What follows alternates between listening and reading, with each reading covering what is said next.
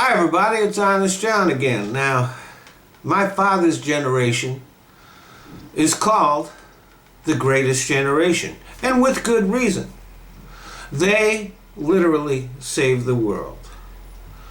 They made incredible sacrifices, faced down Hitler and the Axis powers, won the war,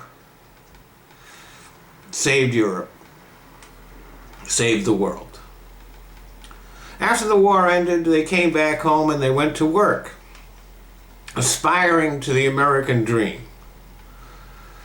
They were fiercely patriotic, adamantly communist, anti-communist.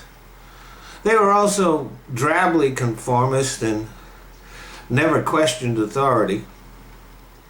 They were narrow-minded. They never questioned their values or the injustices that were common at that time.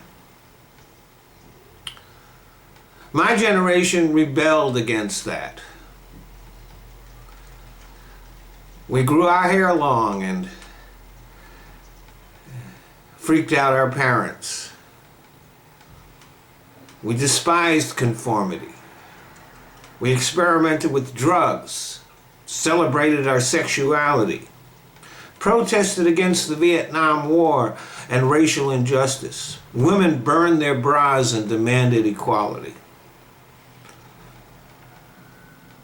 We were very idealistic. But as we grew older, we became cynical and bitter. We abandoned our ideals in pursuit of financial success. We are a lot more like our parents than we want to admit. Other generations have followed us. The lost generation, the me generation, the Gen Xers, all notable for their self-absorption. And now we have the Millennials. Now maybe I'm just old and grouchy but I'm not impressed. I'm not impressed at all. This is the generation that grew up with participation trophies, getting rewards just for being there without actually accomplishing anything. Who were taught that they should all have high self-esteem without necessarily doing anything to justify it. This is the generation of safe spaces and trigger warnings, who believe that they have a right to avoid anything that makes them uncomfortable, who refuse to challenge their own assumptions. Now they are out protesting the election of Donald Trump, but more than half of them didn't even bother to show up to vote. Well, kids, I've got news for you. The real world doesn't have safe spaces. It doesn't have trigger warnings. And you only grow if you allow yourself to be uncomfortable, to challenge your own thinking. Ugliness won't go away just because you refuse to look at it.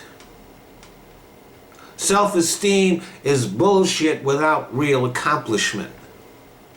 Your rights are not guaranteed. You have to fight for them every day.